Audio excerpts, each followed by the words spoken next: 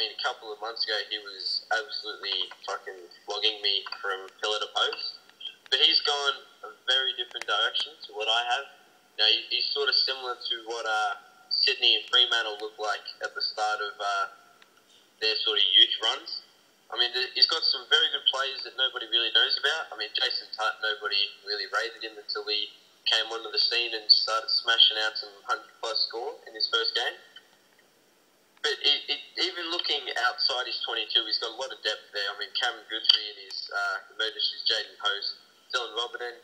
You know, Shabby would be very happy where he's at. And even some of the players that I don't know a lot about, Shabby has always been pretty on the ball with his younger players.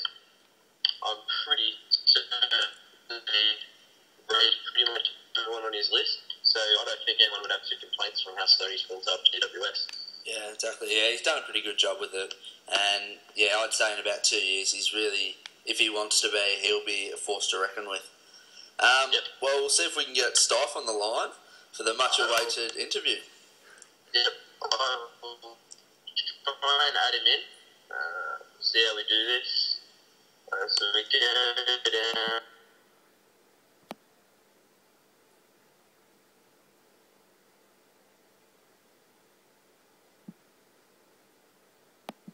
So I've just got Stife on the line here. How you going, Stife? Yeah, good. How are you, lads? Not too bad. Is that a bit of an Irish accent you have, mate? Yeah, it is. Just a small one. Told you, Colby. Definitely has a... Got me there. Very happy with that. Well, we'll move straight into the questions we've got to ask you today, Stife. What are the challenges of moving from the best club to one of the worst clubs in the comp? Well, I think the obvious challenge is that I've moved to a club that's an absolute rabble, and just a strategic kind of an issue, really. Do you go for ready-made scorers or go do a full rebuild? So it's on a round that was pretty difficult to decide what I was going to do. And I guess the real challenge is just strategic, I think. Alright, fair enough, mate. I just want to ask you one thing. With regards to the site and just on the boards and all that sort of thing, what's your massive problem with all the sort of shit talking that goes on? I'm not sure it's a huge problem of sorts. I don't know. I just think sometimes it becomes a bit unnecessary. Like, as a neutral observer, I find it hilarious, like everyone else, but I guess it's not that great when I'm brought into it.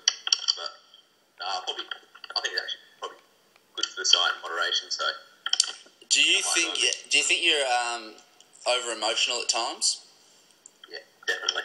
Because you do tend to crack it a bit and have little outburst rages, which is completely unnecessary, and you look like a bit of a teenager when. No, you got a point there. Most times it's brought out by me, I'll be honest.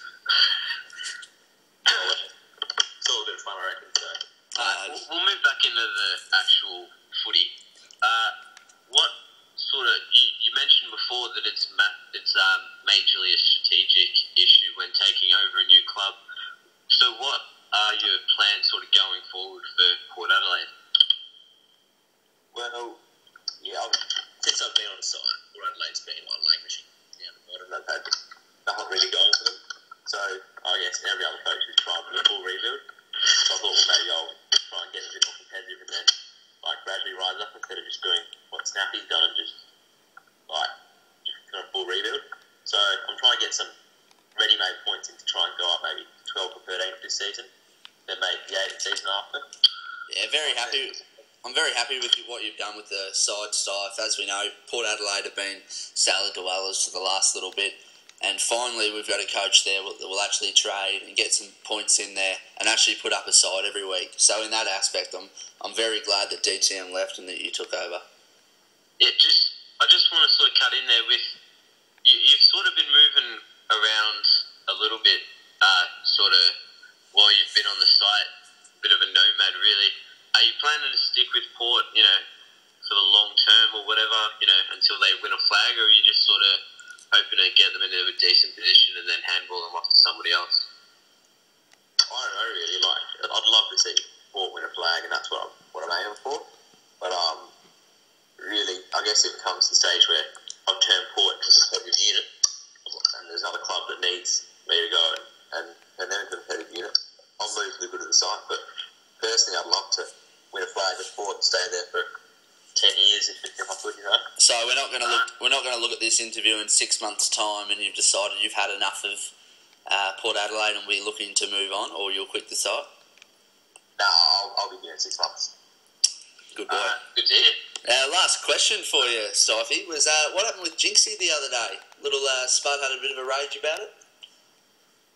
Oh, I'm struggling to remember what happened. I think I was trying to pile him off Bradley for a first rounder or something. It didn't go to plan.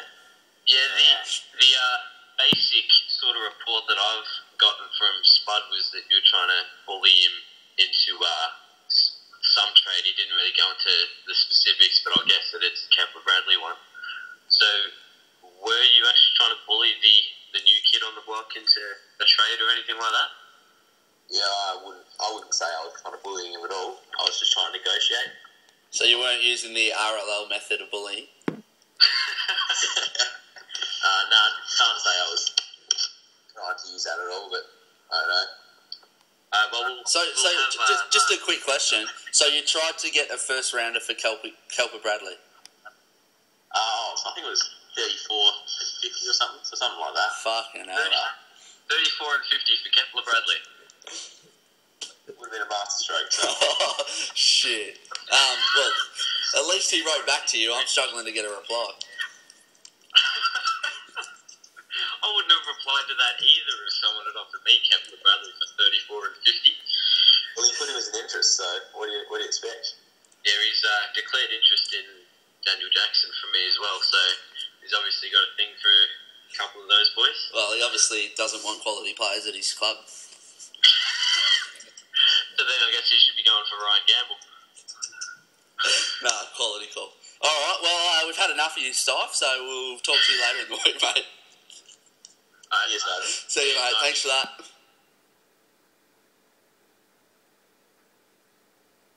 I actually thought he would have a little bit of a theory about how harsh he's treated on the site, but you there, mate? So, and go back into recording. Oh, well, I am recording, so I will just start from now. Yeah, so it was good to talk to Stife there. Bit of an insight into his thinking at Port Adelaide. We also got to address the issue about him cracking the sads a little bit on the site, but to my surprise, he dealt with it very maturely today. What did you think? Yeah, it wasn't too bad. I'm not loving how he just exited out of the entire conversation when he tried to get out, but other than that, I thought it was a pretty good interview. I'm not completely surprised by his voice, to be honest. He did have a bit of the South Australian bogan sort of accent going on. Mixed with an Irishman. Yeah, well, okay, that was a little bit of a surprise. Didn't anticipate that, but I'm pretty surprised by what he said. Actually, I thought that he would have had a bit of a dig at me when I asked him about the sort of shit talking that goes on the side. Well, clearly he hasn't got a problem with it, so we might as well continue on with it with him. Yeah, I think now we should turn it up a little bit until he cracks. All right, well, that's all for this week, guys. Thanks for listening. It was really good to get our first interview on, so hopefully in the upcoming weeks we'll have an interview with a few different coaches. The podcast will be uploaded very shortly. Thanks for listening. Yep, sorry for a couple of the technical issues that happened,